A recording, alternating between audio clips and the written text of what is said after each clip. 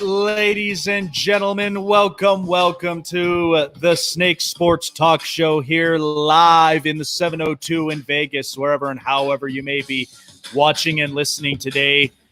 Instagram, Twitter, and Facebook is where you can like and follow me on all the social media platforms. YouTube channel, subscribe here to the Spotlight Sports Network and the Snake Sports Talk Show, and follow me on Spotify for all of my latest podcast episodes. I am very, very glad to be here with all of you this weekend. I hope all of you guys are staying safe, staying healthy, as we are ready to open the doors.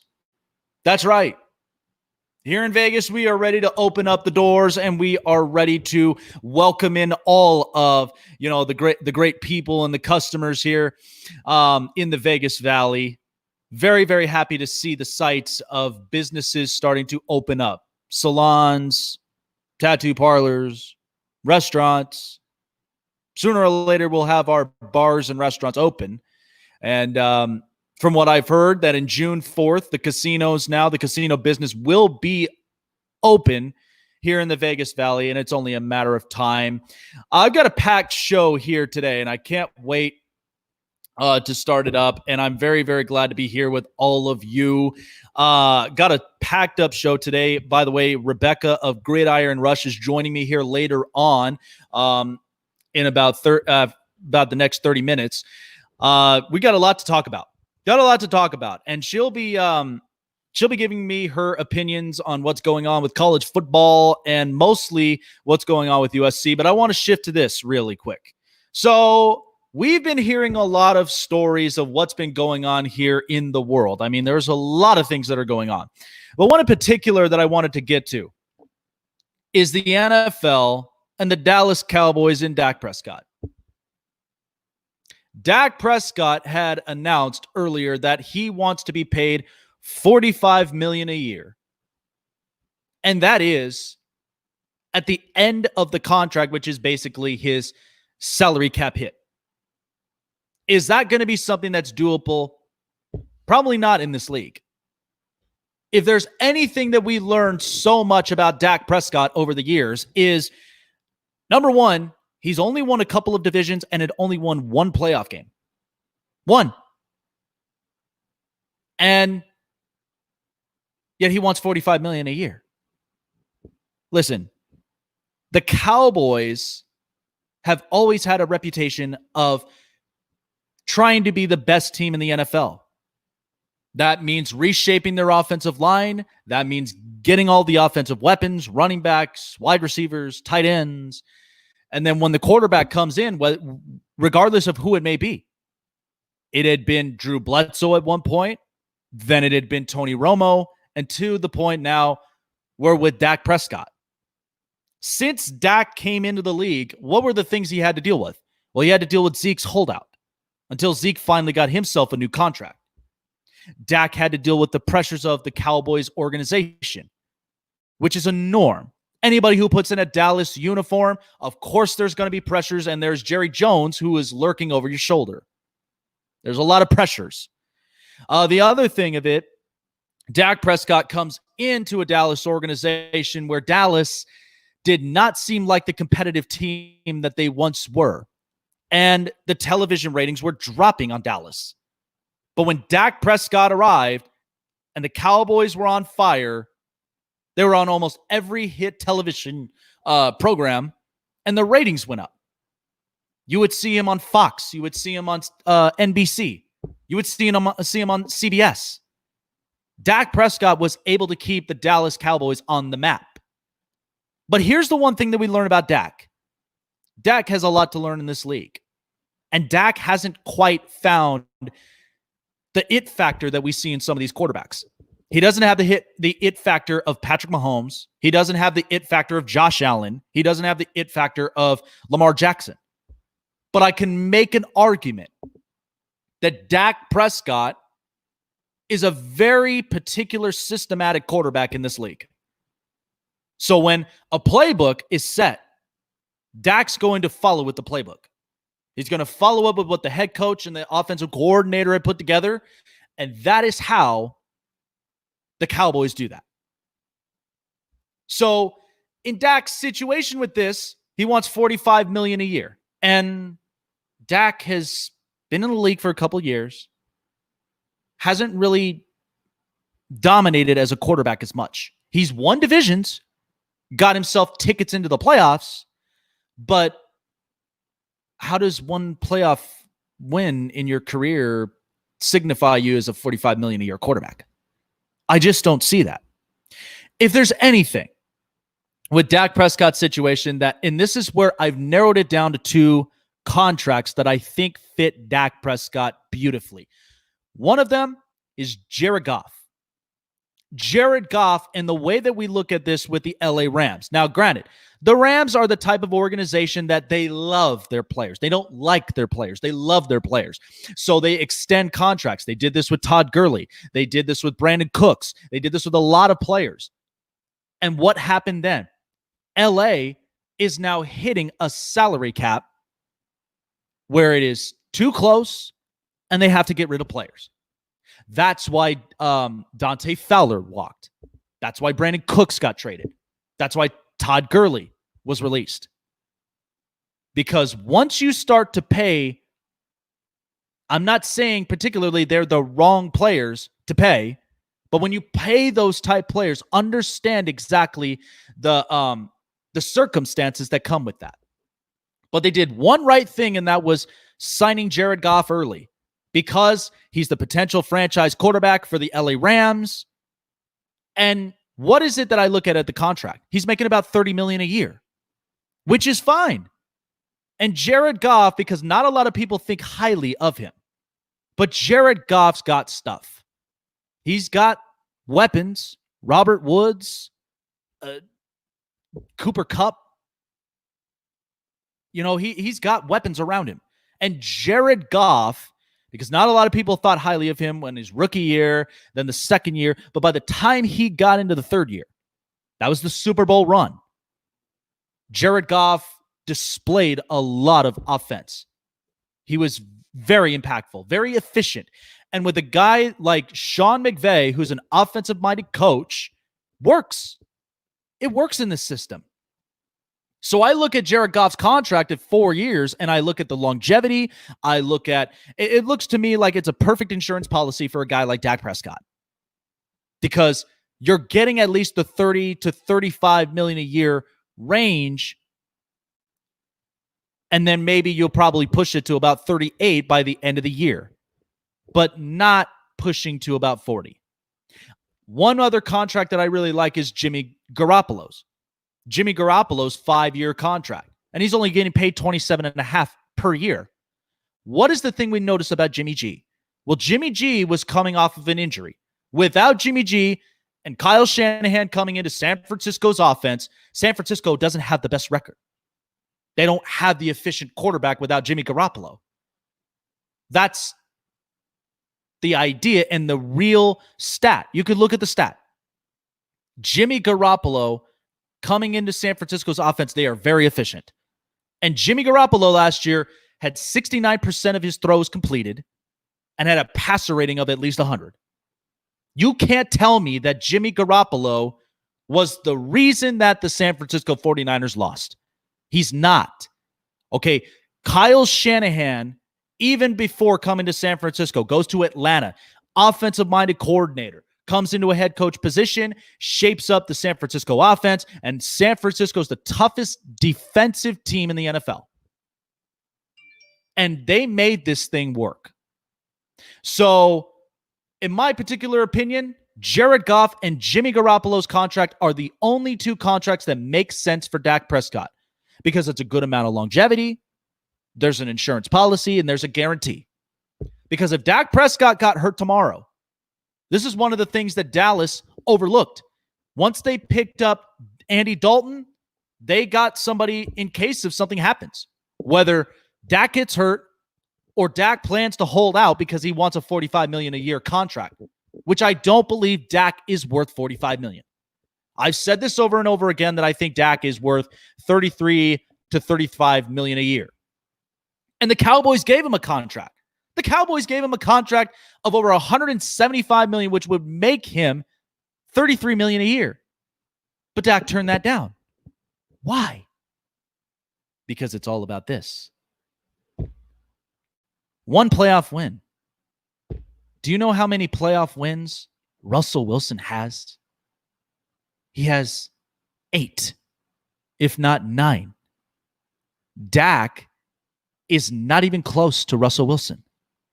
Russell Wilson, and what I mean by it factors, Russell had both good and bad offensive lines. But regardless of that, he managed to make it to the playoffs, and Seattle is the organization that they are today because of Russ. Dak, last year, everybody was healthy. Robert Quinn was the sack leader. You have DeMarcus Lawrence, Leighton Vander Esch, Tyrone Smith, Jalen Smith, Byron Jones before going to Miami. Everybody was healthy. But Dallas didn't make the playoffs. Why? On a fully healthy team. You could say what you want to, whether it's Dak Prescott or Jason Garrett. You could say what you want to. But you couldn't get the job done against New England. You couldn't get the job done against Philly. You couldn't get the job done against teams with over 500 or above making it to the playoffs. Those are one of the things that Dallas and Jerry Jones looks very, very carefully at. So if Dak Prescott, I'm just saying, if I look at ideal contracts, I think of Jared Goff and Jimmy Garoppolo for Dak Prescott. I would not look at anything higher. But if Dak Prescott still doesn't agree to the type of contract given like that, then let him walk. Let him test free agency. I guarantee you that if Dak Prescott tested free agency, and let's say he doesn't have the weapons or he doesn't have the offensive line that he has with Dallas, how productive would Dak Prescott be? It's one of the biggest question marks I have with Dak Prescott. It makes no sense. That's why that I think those two contracts there best suit a guy like Dak Prescott. It just does. I just don't see Dak being a $45 million a year type quarterback. I just don't see that happening. Let me shift to this. So I'm going to talk about this a little later on. The NHL is officially back. The NHL is back. We have a 24-team playoff format. 12 teams in the West, 12 teams in the East. I'm going to be discussing about that, and I'll be focusing on the Western Conference. I have all the details. I also have all the teams that are coming up. So NHL is back. We're happy for that. Finally. Because I can't begin to tell you how many times driving down the 15 and the 95, passing by T-Mobile Arena, and how quiet and how clear I can hear the crickets in that arena. So the NHL is making a comeback. The NBA is making a comeback, and they were originally talking about 16 teams. Now they're talking about 22. Why? Because, well, first off, you already have a guarantee that LeBron is in the playoffs. That's a guarantee. That's not changing it. You got Kawhi. You got Boston. You got Giannis. You got Luka. You know what it is? They want Zion in the playoffs. They want Zion in the playoffs. This is why that I look at this, and I look at the 22-team bracket for the NBA, and you just look at how impactful a guy like Zion is. The name itself, the athleticism, the grit. I've never seen anything like that since MJ. Since Jordan was in the league, I've never seen anybody have a bigger impact. Jordan, Kobe, LeBron, now Zion in the middle of the mix. And this is the one thing the NBA is pushing for, because they are such a star-driven league. They want all the stars in the playoffs so that it tunes in like people like myself onto our televisions. I don't have to be in the arenas. I don't have to be there. But as long as I can see it in my television and I see my favorite star players, I see everybody that's there, I'm going to watch basketball. I'm going to watch playoff basketball. Because who am I getting? I'm getting Ja Morant. I'm getting Zion Williamson. I'm getting LeBron. I'm getting Kawhi. I'm getting all these star players in a time like this in the pandemic where we finally have a plan. Adam Silver and Roger Goodell, and I think parts of me says Gary Bettman have figured this thing out. But you know who's missing? Baseball. What in the hell is baseball doing? I've been hearing about this now for the past couple of days, and the commissioner, Rob Manfred, issued out a potential budget cut, not just on all players, but on the highest paid players to pay back. I would assume they're probably paying back the money that was lost, because you can only imagine how much money was lost in baseball because no games were going on. And it's become this big argument between the players and the owners. And they're fighting over money in a pandemic. What are we doing? Baseball's become completely disappointing to me. Listen, the NHL has figured it out. They got 24 teams in a playoff, 12 on each side. The NBA is pushing for 22 teams because it's a star-driven league, and you have 11 teams in the West and the East. And the NFL, they had free agency. They had the draft. What has baseball done? Baseball dealt with the Astros cheating scandal, which was one thing. Then they dealt with Boston scandal. And then they dealt with COVID-19, where they stopped all of spring training. They told all of the players, both major and minor leagues, to stay home and stay in quarantine. Keep yourselves healthy and athletic. They've done that. And it doesn't sound like that there is a plan in place for Major League Baseball to come back. They are looking to shorten the season to 82 games, which, okay, that's fine. I've said this over and over again. Fans and viewers don't watch baseball when it's 162 games a year. That is a fact. Their ratings are so low because of how long the season is. And they don't really show a lot of, they don't show a lot of realities like fashions, styles. It's not a star-driven league, much like basketball is. And the MLB, it's been disappointing. Now you've got players complaining on Twitter and Instagram and all over social media because of the budget cut. They don't want to play because of the budget cut. Listen, if you're that afraid of catching COVID-19, then don't play. Don't play. Nobody's forcing you to play any sport because of this entire pandemic. Nobody's doing that. And the thing of this is, and I was on the radio show, and I'll play a little bite of this later on in the show, but I was on the radio with a really, really good talk show guy, and I voiced out my opinion about how baseball is, because baseball's grown into a very political league where it's politics and it's money. Players don't play for the love of the game. Very rare do you see players actually play for the love of the game, because baseball, let's be honest, people, it's a kid's sport. When you play baseball, you feel like a kid. You feel like you're 8, 9, 10 years old again. That's how I feel whenever I play. I play because it's my love of the game. I respect the game for what it is. I don't care about the money. I don't care about, stardom or nothing. I only play for the love of the game because it's part of my sanity. Some of the players don't understand what the game of baseball is really all about. If there's anything baseball has taught me, and I've learned this from my great-grandfather, God rest his soul, he taught me what life was all about just through baseball. Listen, we've been thrown a heavy curveball when this pandemic hit. And we're all trying to readjust to it any way that we can. But we cannot fight over money. We cannot fight over who gets the better end of the stick in a time like this. Whatever happened to let's be alone together? Let's pull through this together. Baseball doesn't seem to be together right now. And I think it's disappointing. If there's anything baseball has been... Listen, let me ask you this.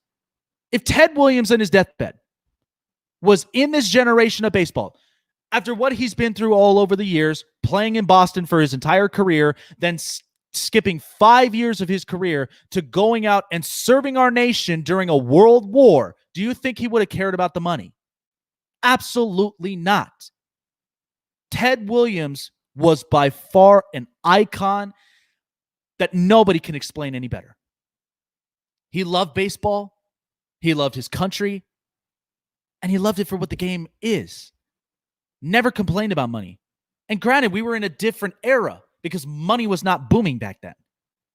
But I look at this generation of baseball and it disappoints me because we forget about the old school reason of what baseball is really truly all about. It's a kid's sport. It fuels up your spirit and it fuels up your energy. Look, if you don't want to play, don't play. We're not forcing you to do so. But if you want to play because you know about all the crazy and you need something to take your mind off so many things, go play. Live your life. That's what it's all about. That's what it's truly all about. Live your life the best that you can, regardless of money, regardless of all of that. You know what baseball has done in our American history? It has got us through World War II. It has got us through Vietnam War. It had got us through 9/11. What's to say baseball can't get us through this pandemic? Figure it out. That's all I had to say is just figure it out. I would not be arguing about money over this pandemic. It's the wrong time of the year. It's the wrong time, and it's just nonsense. All because of these pay cuts. Now, I'm not saying the pay cuts are not ridiculous, because I do think it is. But they need to have a balance, is all I have to say. But if we need to get baseball going, we better get baseball going right away and as soon as possible, because NHL right now has a plan, NBA has a plan, NFL already has a plan, and baseball doesn't have a plan. You're the only sport lacking right now amongst all these other sports. Commissioner and players, figure it out. Coming up next, Rebecca of Gridiron Rush is going to be joining me here. We're going to be talking a little bit more about college football and mostly in particular USC, because USC, they had a report that their quarterback J.T. Daniels has entered the transfer portal and is now transferring from the Pac-12 to the SEC in Georgia. And we're going to explain exactly, breaking it down, and what exactly was the mindset of J.T. Daniels and what could be potentially going on with USC in the near future coming up next. And then, as I've said, for my best for last here in the show in hour 2, I will be explaining about all of the NHL teams represented, and we will start that with the Western Conference, in which I believe the teams going through it in the playoffs. Because this is interesting. You got the qualifying rounds, and then you've got the first, second round, the championships, and then you've got the Stanley Cup Final. And I'll explain that later on, coming up next on the Snake Sports Talk Show.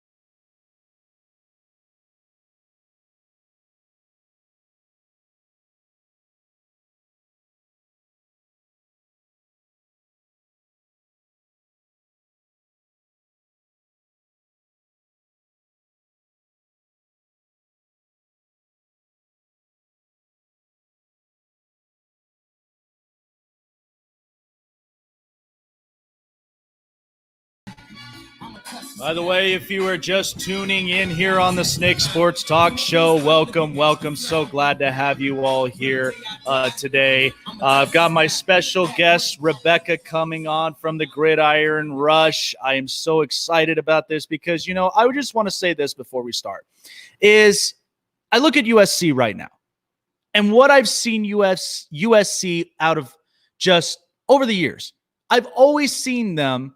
When Pete Carroll was head coach, they were one of the most dominant college football programs I'd ever see. The couple of them would have been Texas, LSU, when they had Nick Saban, and there were a couple of other really good programs who were creeping in. When Saban moved to Alabama, lots of things had changed, and Pete Carroll moved on to the NFL. Everything was starting to come out. You had the scandals of USC that was happening, which took away a lot of their power, I guess you could say, of their recruiting, some of the, their playoff tickets. It was kind of a hard time.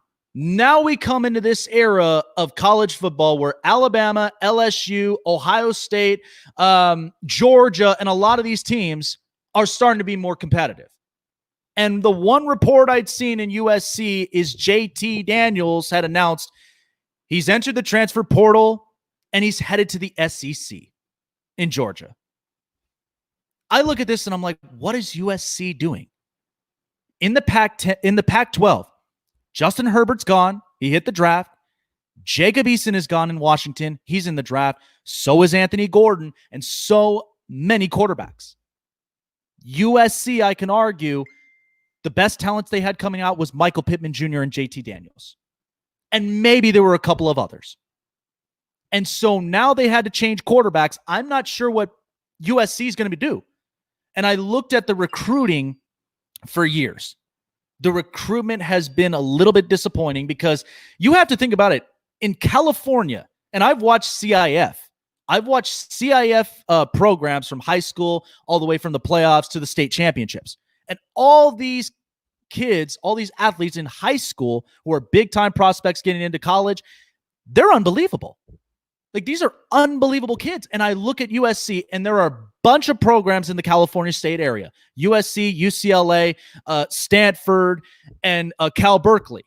And lucky enough, you have other programs like San Jose State and San Diego State. And all these kids coming in, they got a lot of talent. And I think about this with the recruitment process, and I'm looking at USC. It's like, what is happening? You're in a big state from north and south, and you get all these kids. You get all these kids in the program, but yet you get a kid from San Diego who's a big-time prospect and says, oh, I want to go and play with LSU. Why is that? Because it's the power of the conferences. The SEC has been one of the most dominant conferences in college football. The Big 12 with Oklahoma, Texas, and a bunch of programs there, they're getting competitive. And the Big 10 with Ohio State and Michigan, Ohio State, I didn't think that they were going to end up being very impactful as they were last year. And that's because coming off of Urban Meyer's system, there was going to be a lot of changes, but they still continue to be competitive. So it's going to be interesting. And so joining us here on the Global Satellite Network here on StreamYard on the Snake Sports Talk Show is Rebecca of Gridiron Rush. Rebecca, so good to have you on here today. How are things looking like where you're at? It's going good. Thank you so much for having me. Absolutely. So, Rebecca, I look at this with USC, and again, I was all pure honesty, kind of breaking this all down with what's been happening over the years, because USC used to be, when I was growing up, one of the best programs in the nation in college football. And that reign of power changed the second Nick Saban goes from LSU to Alabama, and the SEC now becomes one of the best conferences in all of college football, and it produced so many good players. Tell me, what do you think has been the biggest change of USC from where they once were as a big-time, prime-time program in college football to where they sit at now, where they're trying to sneak in as a potential top 25 AP poll program? Like you mentioned, probably where they stand in recruiting, and also the coach. I think there needs to be some changes within that, and I think the major difference that I see with USC in a school like you mentioned, Alabama or Michigan or Ohio State, is simply just the discipline that they have on their team. I feel like, in a sense, USC could have better discipline on within their team, and so I think just standing, like you mentioned, from the recruiting to the coach. So I think they need to start changing stuff within not only USC but also other Pac-12 schools, because I know UCLA has not been doing a good job at all within the past few years as well. And it's interesting because I look at this Pac-12 conference, and as I mentioned, I mean, Justin Herbert now is gone, and now Oregon needs to look for a new quarterback. You got Jacob Eason, who declared for the draft. Washington needs a good quarterback, and I look at Chris Peterson, and I think he's a fabulous coach. And I remembered seeing him and working his magic in Boise State, and then coming into the Pac-12 and being competitive. And when I look at the Pac-12 today, because Oregon, we know, is one of the best programs out of there. Then there comes Stanford. Then there comes Washington. And then you have the middle of the pack programs, which involves Oregon State, UCLA, Washington State, and then there's USC. And I look at USC and just it boggles my mind because, as I've said, I watch CIF almost all the time, and I see all of these high school programs with all of their, whether they're 5 or 4-star recruits, and they're in their home state of California, but yet USC is not pitching the right moves to bringing these kids in to stay in their state and play in a great program that they once were. A lot of them want to play either in the SEC or in the Big 12 or even in the Big 10. Where do you think, like, and this is kind of my thing, like if you were in the shoes of the recruitment process for USC, how would you pitch recruiting a top 5 or a top 4 high school prospect in the home state of California? How would you pitch your sale to some of these kids to coming and joining USC? That's kind of tough.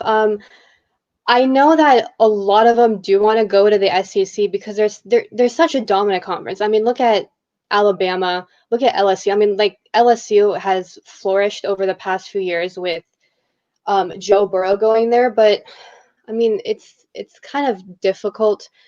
I'm honestly not really sure. I would, and I know, like, kids want to stay close to home. They want to be close to their families. And I think, being a Trojan fan, watching the Trojans since I was a little girl, they did have a very dominant team with Pete Carroll. I didn't watch a lot because I was a lot younger back then, so I didn't really understand football. I started watching more when I was in junior high, but I'm not really sure, but I would just probably just not really sure. No worries. Rebecca of Gridiron Rush joining me here on the Snake Sports Talk Show. And it's funny because I remember growing up as a kid and I used to love watching the coaching of Pete Carroll at the time. And you talk about some of these quarterbacks that they come off of over the years. I mean, Carson Palmer, Matt Leinart, John David Booty, and then there was Mark Sanchez, until you fast forward and you deal with Sam Darnold, who I think is going to be a big-time success in the NFL. And then it comes to now my question about J.T. Daniels. So J.T. Daniels enters the transfer portal and is now going from the Pac-12 to the SEC in Georgia, which I'll make the argument. I mean, Georgia's coming off of dealing with Jake Fromm all 4 years, and I think they've had a steady program in the SEC, not to a point of where they could potentially be a dominant program as we saw in LSU and the stability of Alabama, but not to mention all of these middle of the pack programs in the SEC. So when I look at JT Daniels, and I truly look at how USC, what they could have been if he had not been lured into the transfer portal. How would you see JT Daniels favor out coming out of the Pac-12 and now going into a dominant conference like the SEC?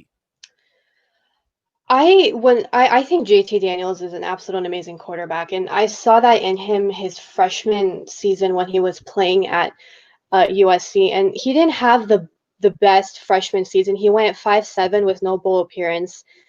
Coming out of USC, he has a total of 15 touchdowns, 11 interceptions. So not the best statistics, but there were certain times when I did see the potential in JT. So I think he's obviously in high school he did amazing. He was a 5-star recruit coming out of high school. I think he's going to transition perfectly fine into Georgia. SEC, in my opinion, is a different ball game than the Pac-12, but I think from the amount of talent he has, and I think he's just ready to get back out there and play, and he's open to that change and open to improving every day. So I think he's going to transition very well into the SEC and playing at Georgia. So I'm super excited to watch him play at Georgia. Yeah, absolutely. And it's one of the most exciting things about college football, and hopefully we'll have something going in the college football realm, because we know with this COVID-19 pandemic and everything that's been happening over the past couple of months, it's been kind of crazy, and everybody's trying to figure out a plan to try to, work this out to where we do have potentially a college football season. And I think it's going to be exciting. And I think the programs leading the way would definitely be the SEC, then the Big 12, and then the Big 10 as well, because you think about it, some of these top tier programs like Ohio State and so many of them, they're going to end up following up when we have a plan, and the teams that are going to be stepping in the front lines, getting this thing back up and running. So it leads me to my question of, because we did talk about this off the air at one point when we asked about this question is, which college football program currently catches your attention the most into the next season? Like someone that could potentially be a surprise program going in, and then which program do you think might take a fall into next season? Maybe a little bit harder.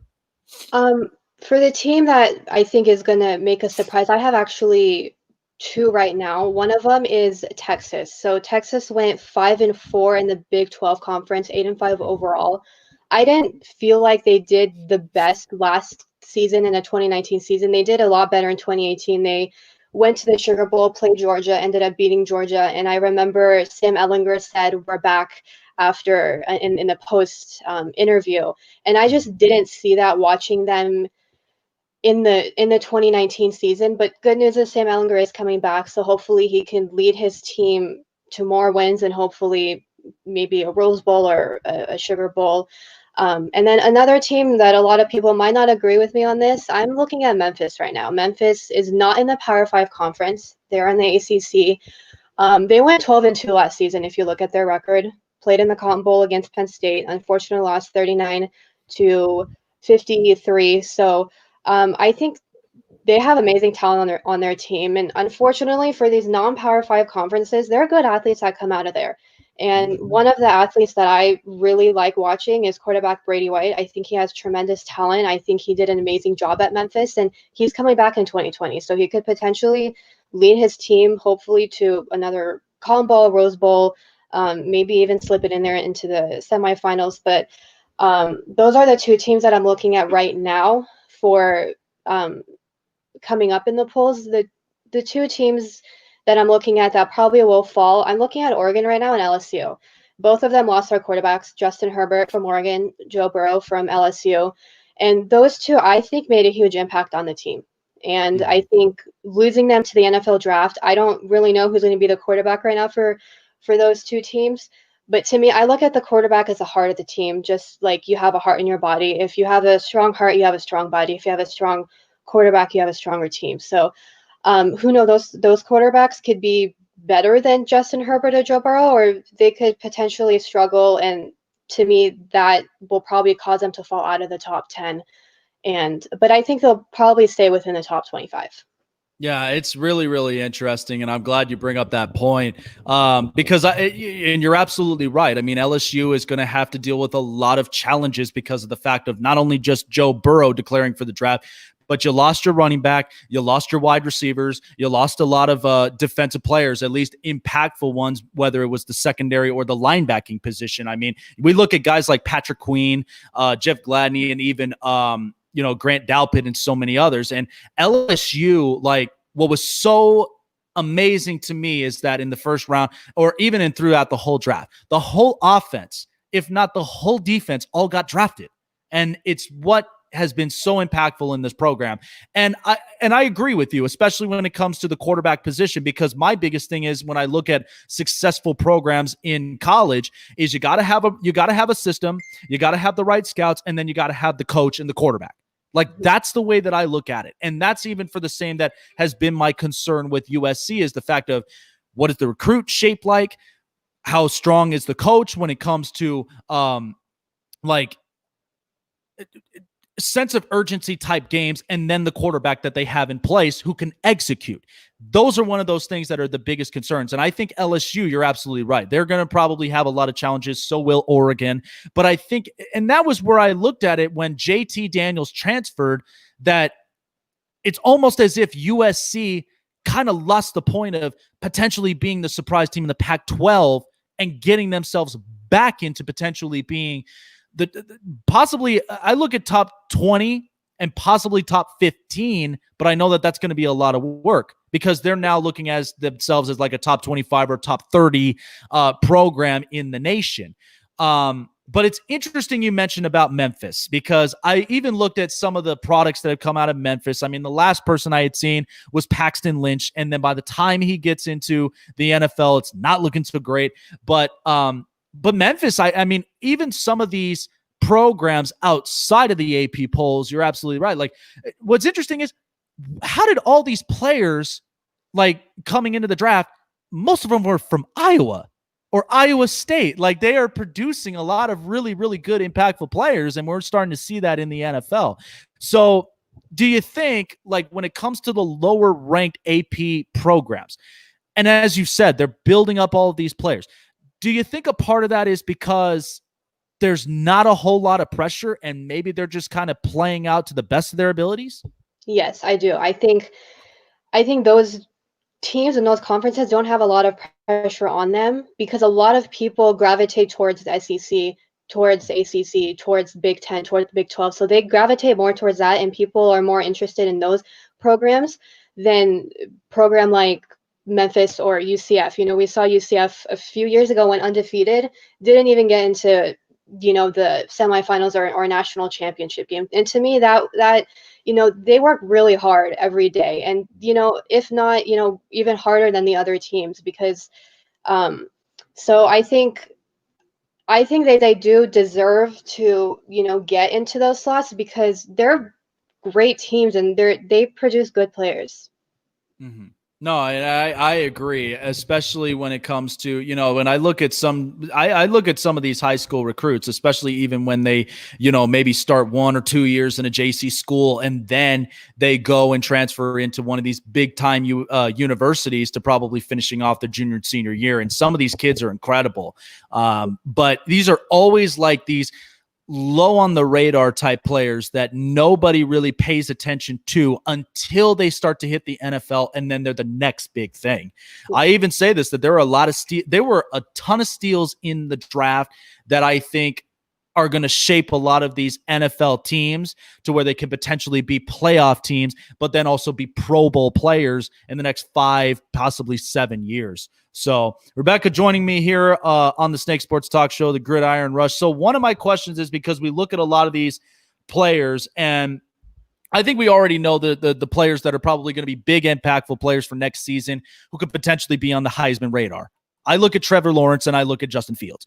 Who else do you think could potentially make his mark into the Heisman run come next season? Like you mentioned, one of my biggest person player that I'm looking at right now is Justin Fields. He did amazing at Ohio State his first year.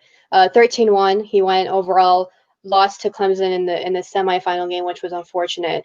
He did make an appearance in the Heisman Trophy ceremony in December last year, so I think he's going to be there again, potentially take it home this year. But Trevor Lawrence as well.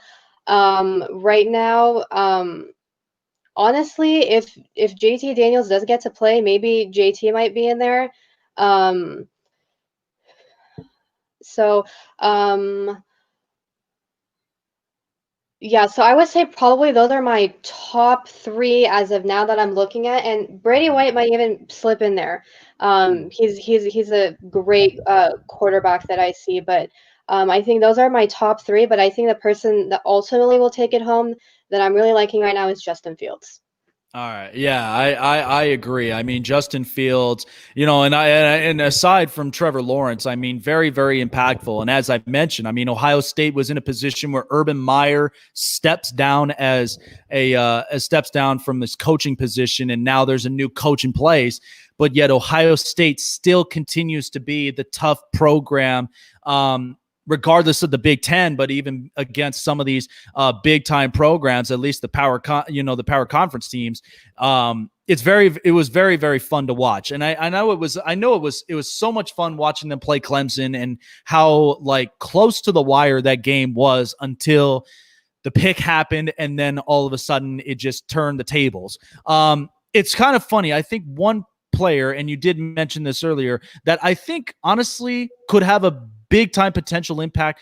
I would like to say Sam Ehlinger would, because as you said, with the fact that 2018 was such a big time impactful year, and then coming into 2019, not so great, but maybe that's a push of Sam Ehlinger's part in potentially making Texas another one of those programs in the middle of the pack that could potentially make a hit in the AP polls. And I mean, Texas is a tough program altogether. I mean, that's a program I don't sleep on when it comes to their quarterback, and then eventually, their defense and whatnot. There was one question that was asked here in the comments: is do you think these college stadiums will have the fans in the stands if there is a season at some point? First off, I think there will be a season. Fan wise, I think I'm pretty much thinking probably half capacity. And I know a lot of people don't necessarily agree with that. They want all or nothing type of thing. But I think I'm probably going a little less than like 50, maybe like more 30%. But I think that we will hopefully get to see some fans in the stadium, because the players love that, and I love going to games. So I think that there will be fans at the stadium this year. Absolutely, and I hope so too, because the fact of even after watching, we were supposed to have March Madness happen, in March, and then just seeing some of these up and coming seniors finishing up their last year, and now not even being able to showcase their skills in March Madness, which gives the idea for all these NBA organizations the opportunity to evaluate and analyze these kids. Now it's become, quite the curveball hit for some of these organizations. And I think that with college football, because I mean, you look at how the NFL proposed their plan. I mean, the NFL has been great all throughout, this pandemic, providing content through free agency and the draft. It seems like they have the right rational people in the offices making the moves and making the ideas to potentially bringing back the NFL and bringing some sort of normalcy back. So I hope that at some point in college, we may see something like that, because we know how impactful college football is, especially when it's a state that is so big on college football. They have no professional teams. They have nothing that's there, but yet they absolutely are devoted to their college football program. And so I think it would be great to see some of these fans in the stands. Here's another question here. So which conference do we see taking a big step, and which will be taking a step back? I honestly still think that the SEC is one that's going to stabilize. I truly think there's part of the Big 12 that's going to end up making an impact because of Oklahoma with Lincoln Riley as an offensive genius, but Texas, as we mentioned, being another program there. What's your opinion on some of these conferences? I absolutely agree with you. SEC dominant conference. Big 12, they have Texas. They have Oklahoma. I believe Spencer Rattler probably is going to be the quarterback at Oklahoma.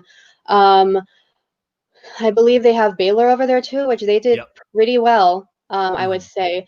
And then I think the conference that probably is not going to continue to do the best is probably the Pac-12 conference. As you saw, USC did pretty decent last year. They went 8-5. UCLA, second straight year in a row, did not do great. Stanford also was surprising to me last year. Did not do great either. So I think all those teams kind of need a big adjustment and a big improvement in order for them to for like a lot of teams to get into that top 25. I think the only two top teams that I see within the Pac-12 are Oregon and Utah.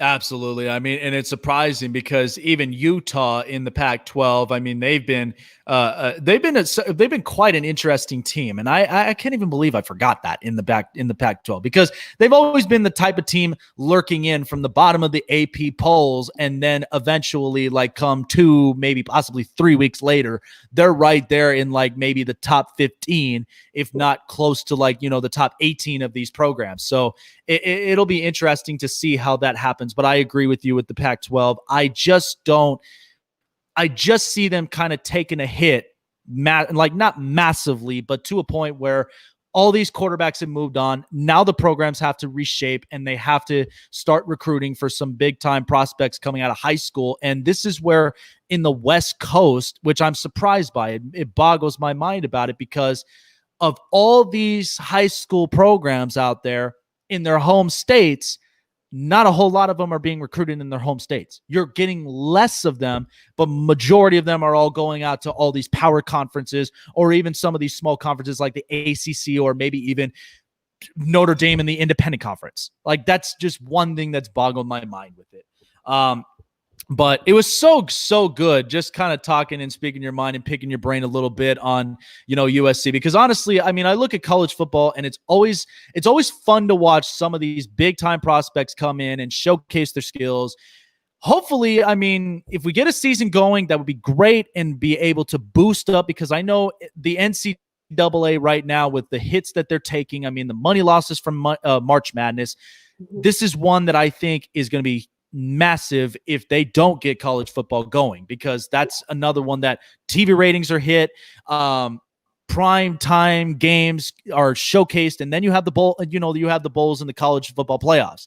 So that's one that I know that the NCAA cannot afford to lose. But Rebecca of Gridiron Rush, thank you so much for joining in here up on the show. I can't wait to do this again soon. Hopefully, when all of this is all said and done, we can start to talk a little bit more on college and what else we could probably, look at as far as for players and conferences in the near future. Thank you so much for having me. Absolutely. Take care of yourself and stay safe and stay healthy. You too. Well, guys, Rebecca from Gridiron Rush, man, that was awesome. That was absolutely awesome. Great stuff. I mean, look, we got somebody who's smart-minded in the college football realm, and even in college in general. I mean, this is the kind of thing that, look, we talk about the NFL, we talk about what plans and potentials are for the NFL, but we don't really focus so much on college, and it's interesting to me. But I'd like to, at some point, hopefully doing another show again, and probably getting more and more college sports involved. Coming up next, before right after the break, we'll be talking a little bit more on baseball, and then we'll be talking more about the NBA, because I'd like to see exactly what the potential plans are for the NBA. They want to get a 22 team bracket going in. So I'll be breaking all of that down coming up next here on the Snake Sports Talk Show. Don't go anywhere.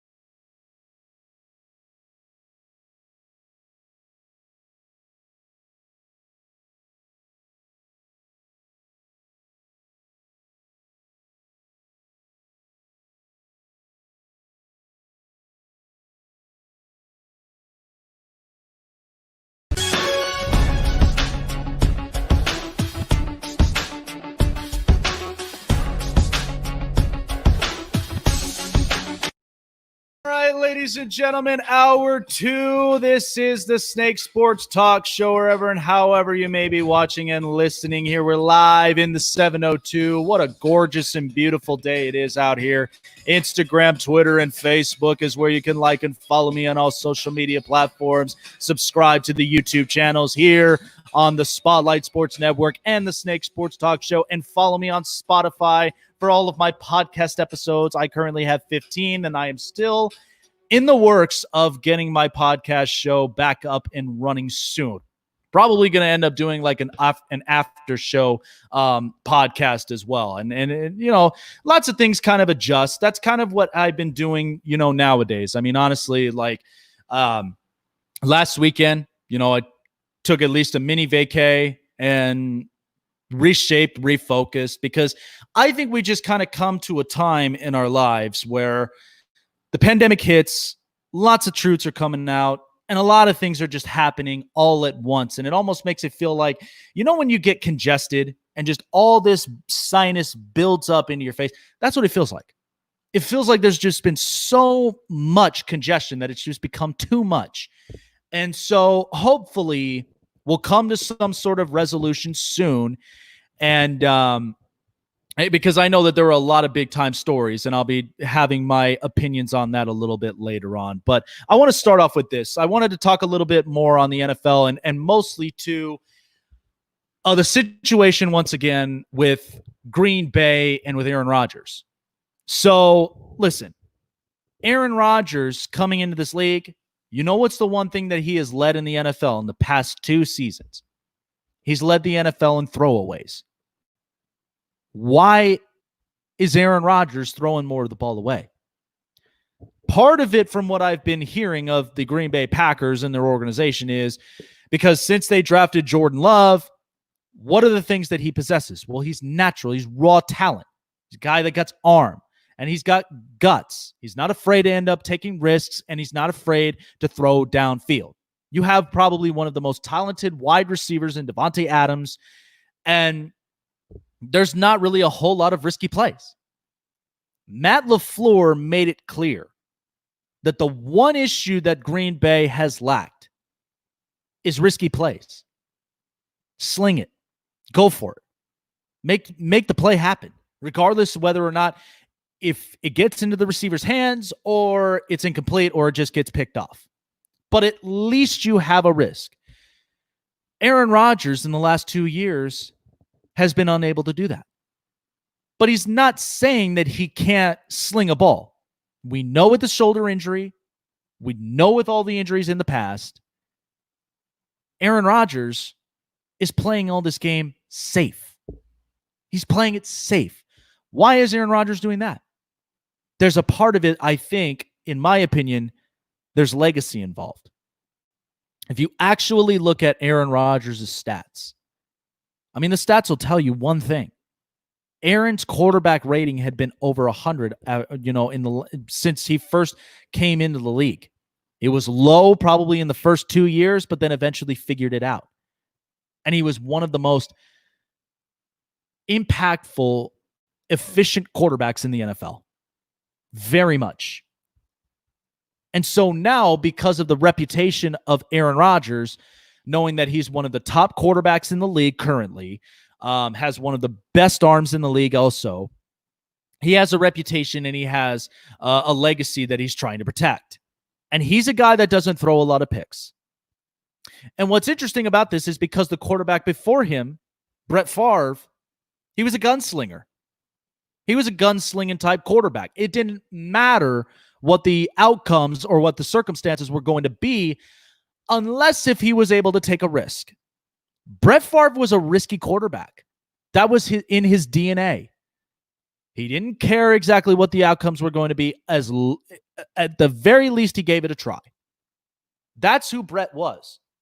Aaron was somewhat of that, but he was very mindful of when to throw and when not to throw.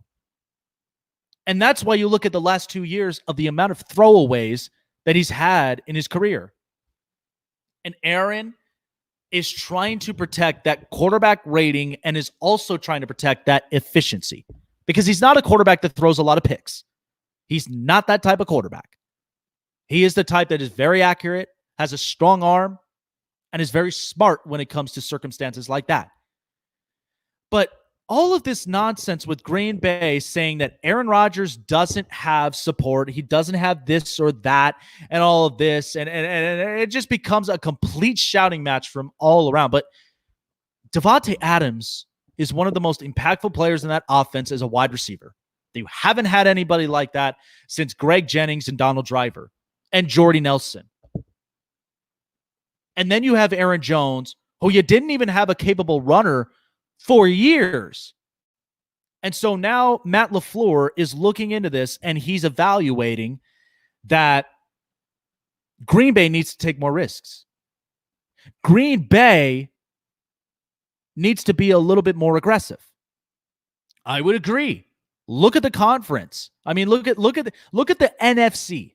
The NFC is shaped up to where there is a lot of teams there, including having Tom Brady in the South, who I think is going to be very impactful, maybe not to an extent, but he'll be impactful.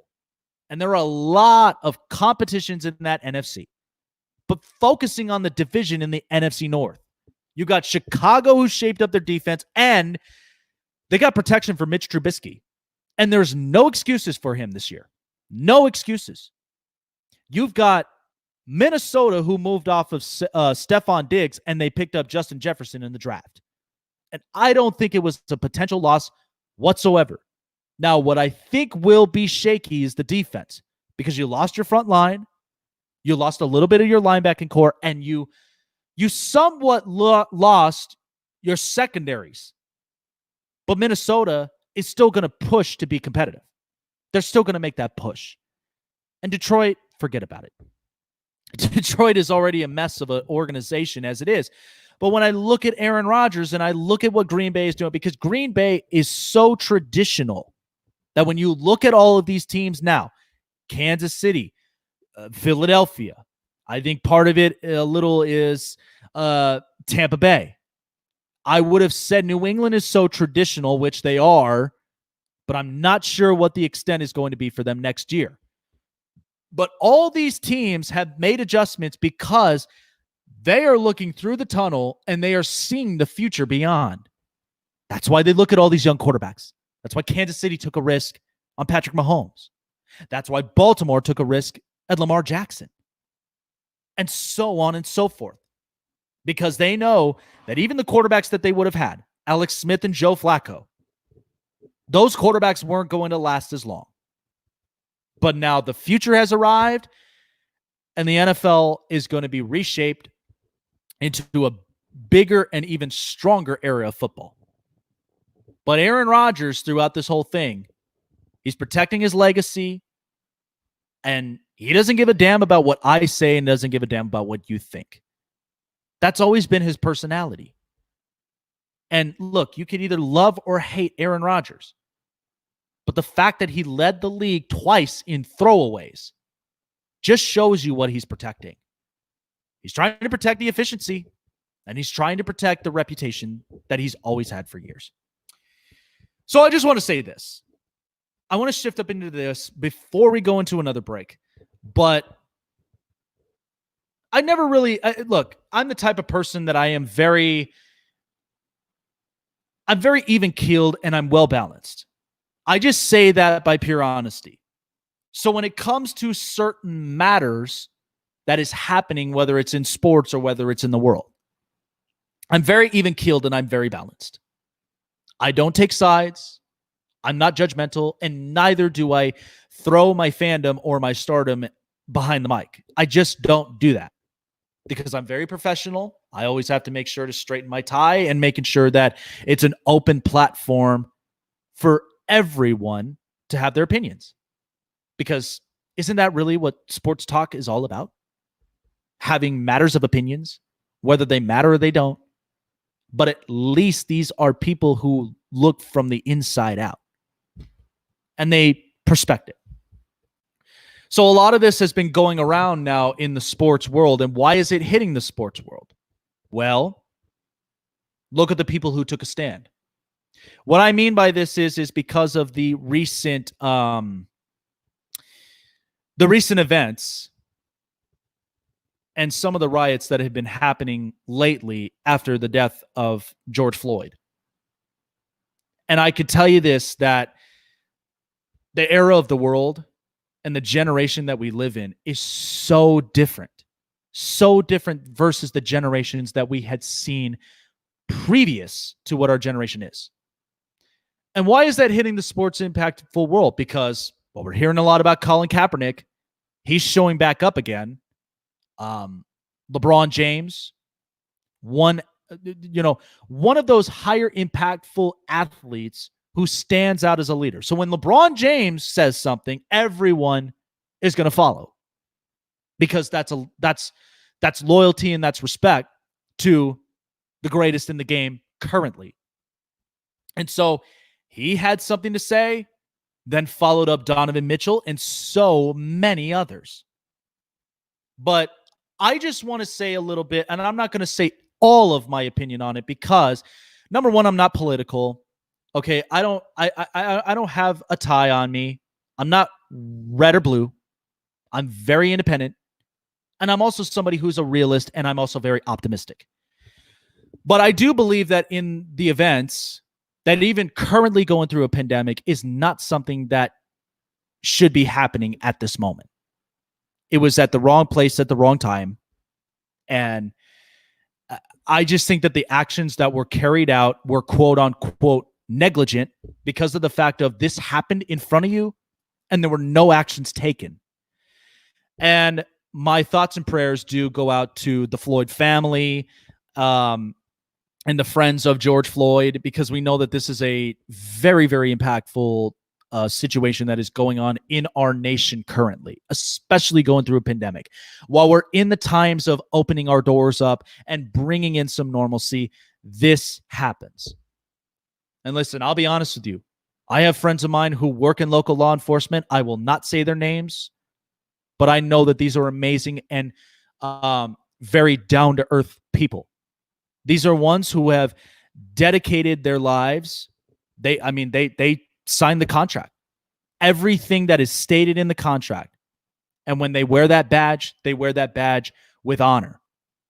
They wear that badge with not just pride, but dedication, knowing that they are the front lines of our communities.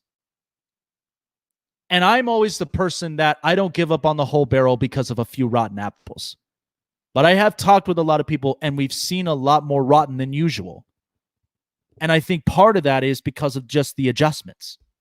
And I still think that needs to be readjusted and reassessed, and it should be addressed again, because we can't have something like this happen again. We can't. There are good people, and there are also some that I don't believe are capable of the job. The job is not for everybody. Let me be honest with you folks. Okay, because before I said, and I said this perfectly clear in day one when I started my show, I was at one point very interested in local law enforcement. Why? Because in my past experiences, there have been times, and this was not by myself, but this was a situation that unfortunately I was caught up in, that law enforcement was involved. But as a good citizen, I'm respectful. I am very courteous. And I'm somebody that I level the playing field. I have nothing against anybody. And neither do I have people that have something against me. But I was very into it. I was into it ever since the second grade. I've gone in, done the tests, but then afterward, it was that shed of light. And all of us have that. All of us have, it's not so much reality check, but it's one of those checks that just hits your mind and says, you know what? I just don't think this is the career for me. And it was very hard for me to not only just explain that, but evaluate and come to terms. Because listen, I am a proud, look, I own a firearm, but I'm very responsible. I'm very, very responsible, but I'm also somebody who looks from the inside outs of certain things. So when it comes to certain opinions, and if there's something that catches my attention and I speak out on it, of course I'm going to speak out on it. I'm zero filtered to the very end, but I'm respectful. I am professional. And I make sure that the point across makes sense. And it's not to the point where it's a little bit more irrational. That's why with the events that are happening right now, because I'll guarantee you, if MLK was alive and has seen this, how do you think he would have responded to all this? We're much better than this. I understand the anger. I understand the disappointments and the lack of trust. But don't give up on this. Don't give up on this because of the people who were involved. That's the only thing I have to say to the public. I have nothing else to say. I won't elaborate any more on it, but that's just my personal opinion. But throughout all of this, whether it has because it hits the sports world, of course, some of us sports guys are going to talk about it. But we're not going to further evaluate and take it any further because, number one, we're not a political show. That's not what we're about. We don't talk about politics. But because it lands in the plate of sports, there's only so many things you can elaborate on.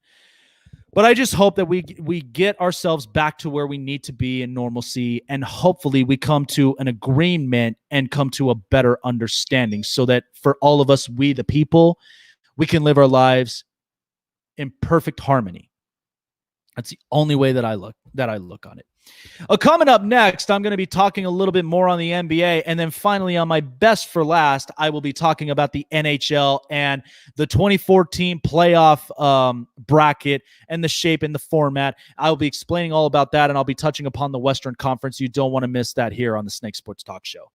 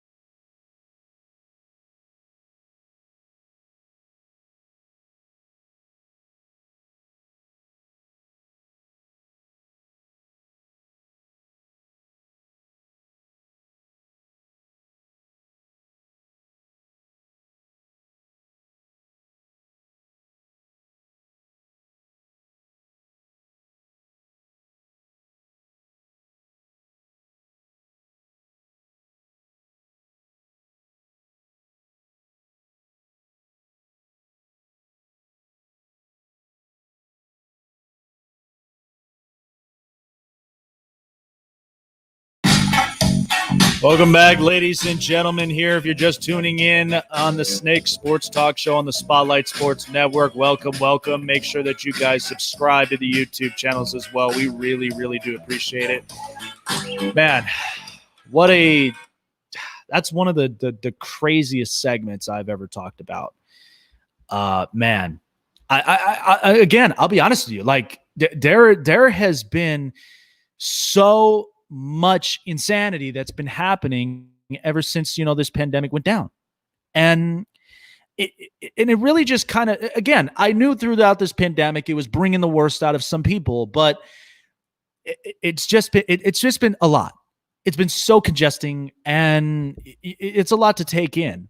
It's very much a lot to take in. And then it's a lot to elaborate and analyze on the whole thing. But, I got my point across. I think it's understandable, and I do think it's a little bit fair, and again, everybody's entitled to their own opinions, and it doesn't bother me much. It doesn't really, get me to a point where, I go absolutely on full Twitter blast. But I just felt like it was a more rational type of explanation throughout this whole thing. But besides that fact, I wanted to talk a little bit more on the NBA. So originally there was a 16-team bracket that was proposed out. And now there's talks about the NBA possibly pushing now for 22. There are going to be 11 teams in the West and 11 teams in the East. And all of this is pushing for one particular reason.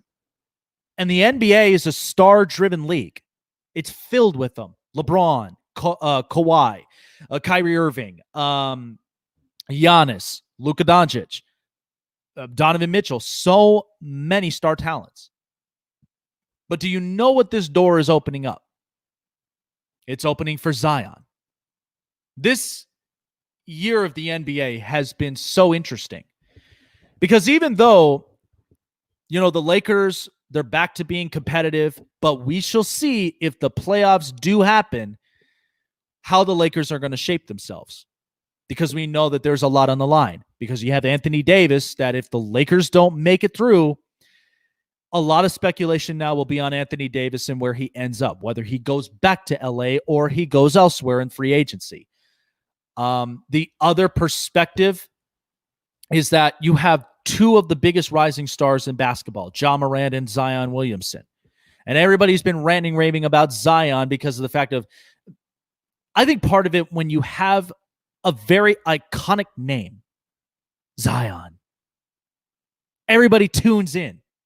Everybody tunes into your television. Like, look, when you hear the name, and we watch the documentary, when you hear the name MJ, you think of Michael. A lot of people sometimes get that confusing because of Magic Johnson. But when you think of MJ, you think of Michael. When you think of Kobe, you think of Kobe Bryant. When you think of the King, you think of LeBron James, the chosen one, the King in the NBA. When you think of Zion, and this is what's been very impactful about him and his branding, is Zion is so impactful.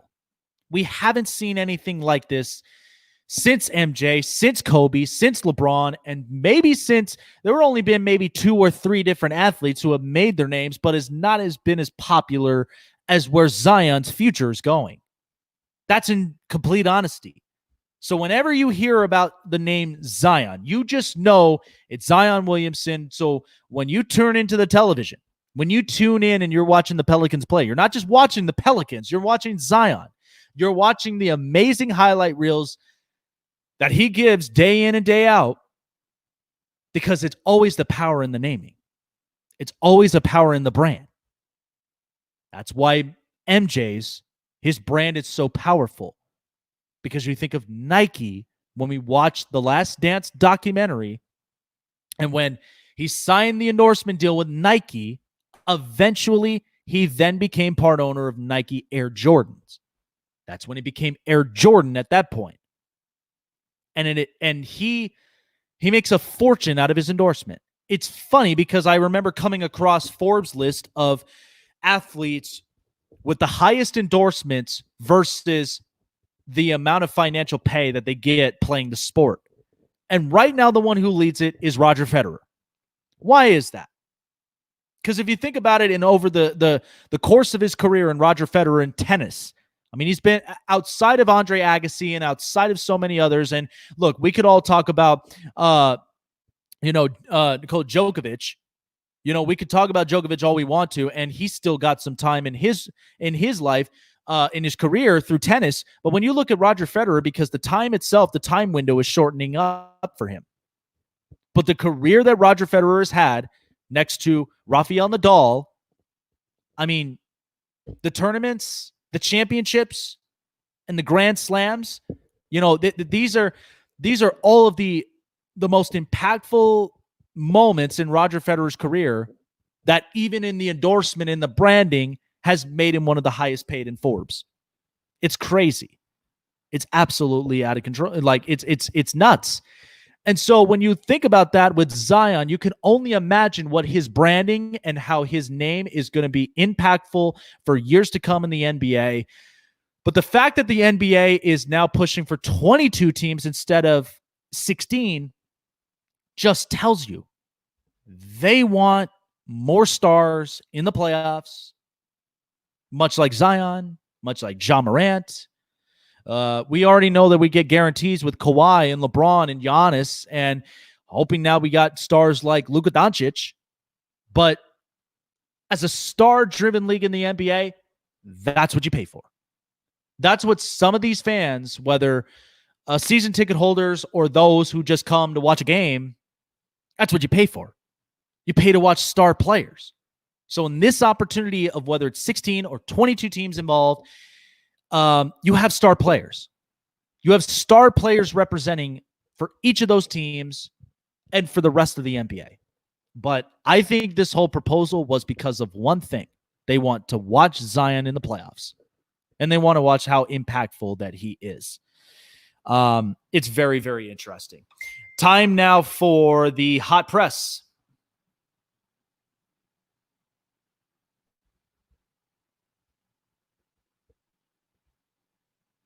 So, of course, right now, what's been the biggest hit is since we talked about college football with Rebecca of Gridiron Rush, this was a huge one. The College Football Hall of Fame, because of the protest regarding of George Floyd's murder, the College Football Hall of Fame was damaged and looted during the protest in Atlanta Friday night, and police had ended up confirming this statement. It was near the local CNN Center in the Centennial Olympic Park in downtown Atlanta, near the epicenter of demonstrations over the George Floyd death. And so a lot of it, the protesters, they smashed the front windows, looted the gift shops. Look, this is crazy. I mean, this is absolutely nuts. I mean, we're talking about the College Hall of Fame. We're talking about the College Football Hall of Fame, and it's insane because college football hasn't even started yet. And we've already gone through a pandemic where the March Madness had been canceled. Seniors coming out of college never got a chance to showcase their skills, but yet we damage one of the most, because this is the pillar of sports. College football has been the bridge that leads the way into the NFL because of all the recruits, scholarships, the athletic departments. It's the bridge that leads to the NFL. They're the ones that breed all of the greatest college football players of all time in the college football realm. And when they go into the NFL, and so to see a landmark like that get trashed, get looted, it's unbelievable. It's unbelievable. And it's become out of control to where now all the plays, like the College Football Hall of Fame has not been the only thing looted. Lots of these grocery stores, supermarkets, it's out of control. It's out of control. And this is embarrassing to see something like this with the College Football Hall of Fame damaged because of the protests. I mean, this isn't protesting. Honestly, it's not protesting. This is violence on all sorts of levels. and it's confusing. It's confusing to a lot of people. So the NBA, the NHL has announced about their 2014 playoff format, and they've been talking about remote cities. Vegas is one of them out here. St. Paul has now become one of them. Tampa Bay, Florida is also another good remote area. But the rest of them are all north of the border. And that's kind of something that I'm hoping that I can get an interview with somebody in Canada. But I'd like to know what the travel restrictions are, because the other remote areas are Vancouver, Toronto, Edmonton. Those are the only remote places that we know are quote unquote safe. And they've got the best medical staffs ready to go. And I'm excited for this, because with the 2014 playoff bracket, I'm going to now share off my Western Conference prediction as well a little later on. But I'm hoping that if we get a remote city, because look, Vegas is not bad. Out here in Vegas, because living here, we have tons of hotel rooms, and the public is now beginning to open. It's beginning to open its doors for casinos, restaurants, hotel services, and there's lots of them around. So there's no problem whatsoever to welcome these players in, making sure we have constant tests every time, on whether it's before or after games, and making sure that everybody is held accountable. That's coaching staffs, that's medical staffs and trainers. So it's going to be an interesting conversation to have, and the adjustments throughout COVID-19. But I'm excited for this. I'm absolutely excited for this. And finally, Major League Baseball, as I've said, are coming to this clash with, they're shortening the games now to 82 games. And also, they're talking about pay cuts and budget cuts because of the fact of the money lost, because there are no games currently going on. And a lot of players have spoke out. Some of them, like Max Scherzer, spoke out. Blake Snell had spoke out. So many other players have spoke out on via Twitter and via Instagram. And look, I am the type of person that when it comes to a game like baseball, it's a kid's sport. Okay, it's where you go and you play, and makes you feel like a kid, and it keeps at least some part of your sanity. It's unbelievable. And I'm so disappointed with the way that baseball has been shaped around as of in the last couple days, if not the past couple of hours. So owners and players just need to get a grip of themselves, and they just need to figure this thing out, because we're already going into June, which should now be the dog days of summer for baseball, and you still don't have a plan in place.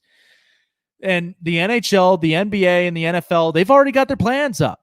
So what are we waiting for? This is something with MLB they need to adjust. And I hope that they adjust this sooner than later, because we need some sort of sport back, especially baseball. That was your hot press.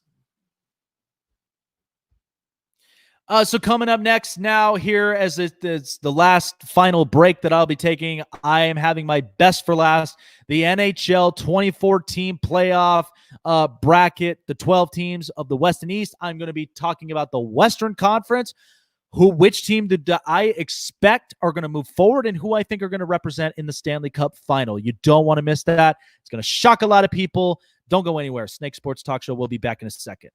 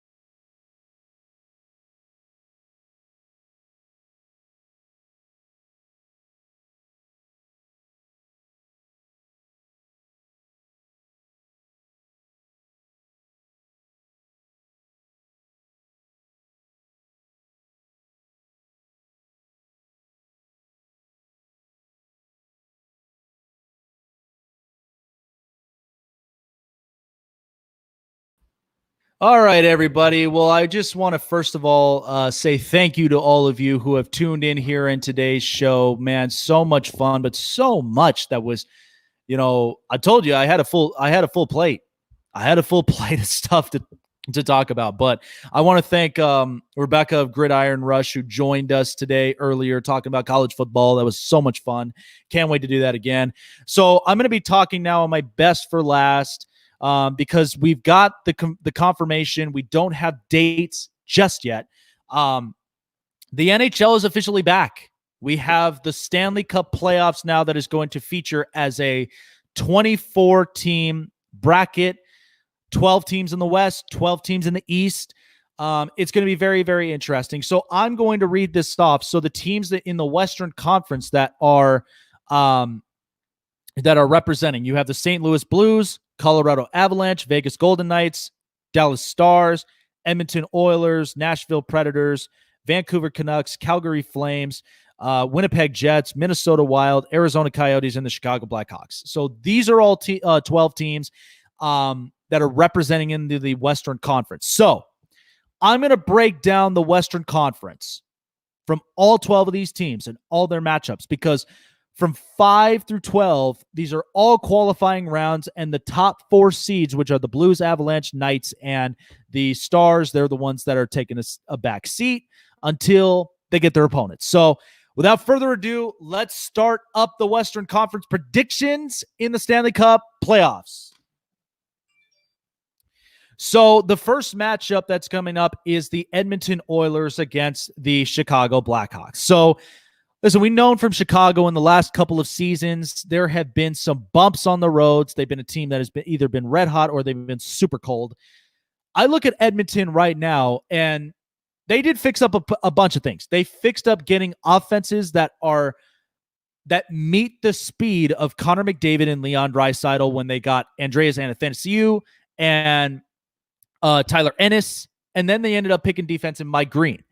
But all of that still does not solidify some things. And look, I could be wrong about this, but I look at Edmonton right now, and I look more at the goaltender, Mikko Koskinen. He's not elite.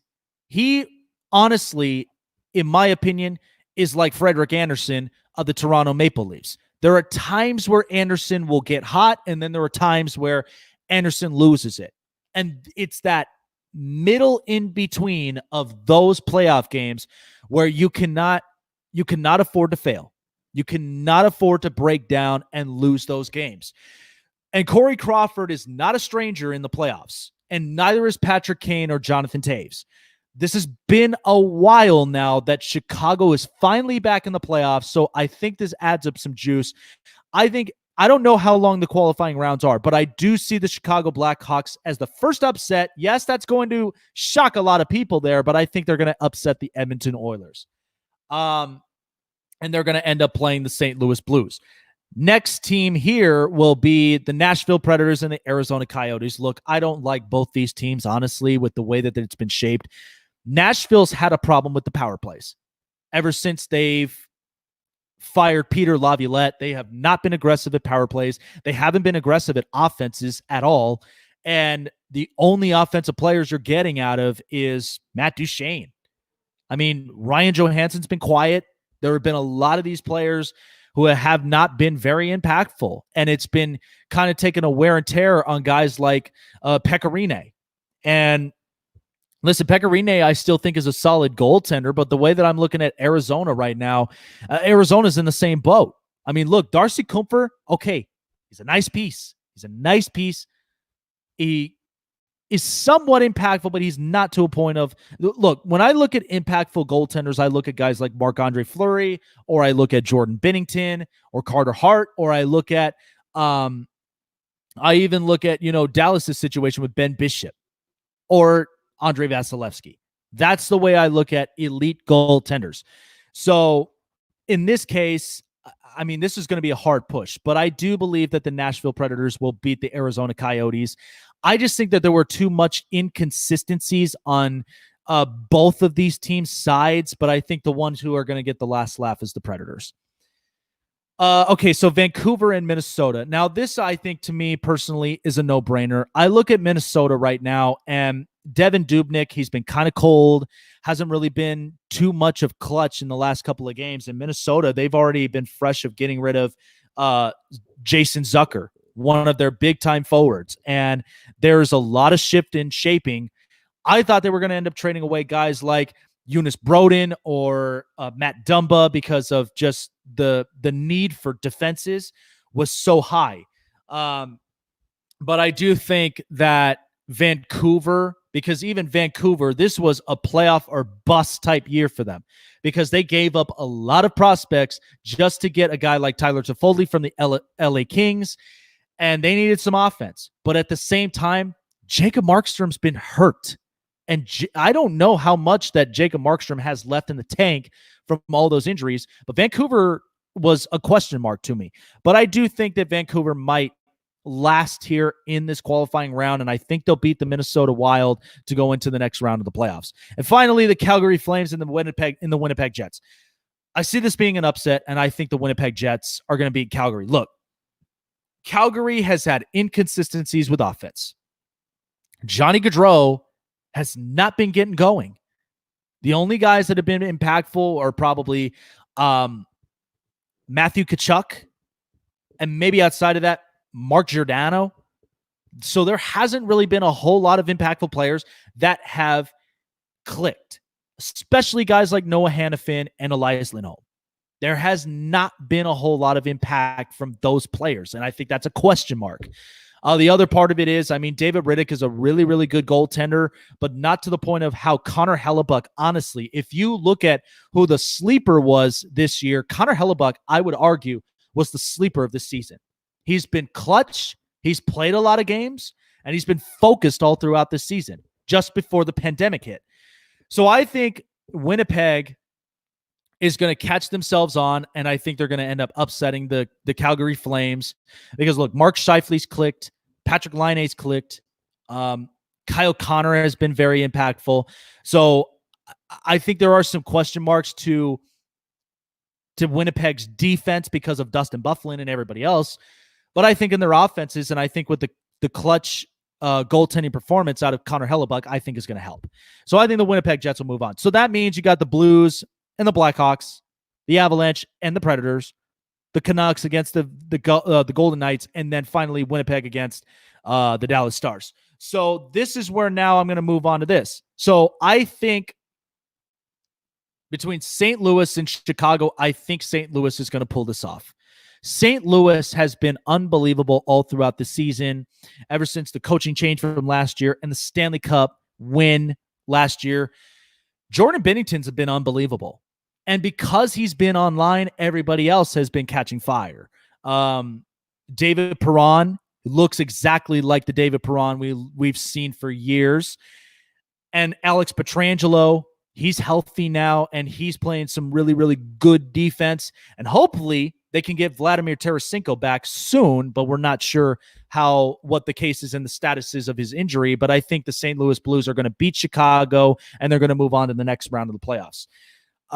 Predators and the Avalanche. So, look, Colorado has been the team that has been a little bit off and on, but I think they're still a tough team in the Western Conference as a whole, because Nathan McKinnon, Mikko Rantanen, and Gabriel Landeskog, I mean, these are the best top three frontline players in the forward position that know how to score, know how to pass, and they've been very aggressive, and they've picked up a bunch of under radar players like Nazem Kadri, Andre Burakovsky, Pierre-Edouard Bellemare. These are under radar guys that nobody really talks a whole lot about, but they've been very impactful to Colorado this season. So hopefully what we'll see out of Colorado, because that is not going to be a tough team. That is not going to be a tough team whatsoever. I mean, they're not a team to sleep on.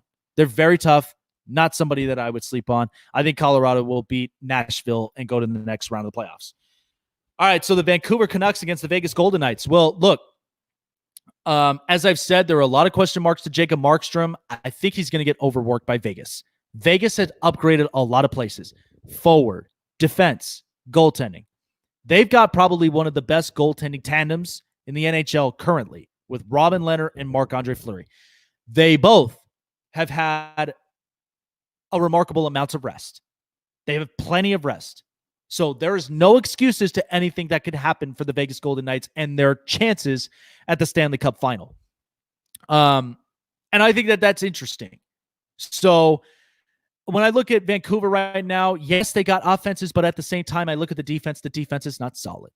And against Vegas, who they upgraded their defense and getting Alec Martinez, Vegas is a tough team. And I think Vegas is going to pull this off. I think it's going to be an easy win for them against Vancouver, and they're going to move on to the next round of the playoffs as well.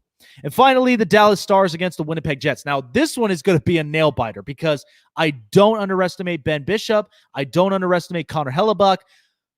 But I think personally, Dallas is going to pull this off.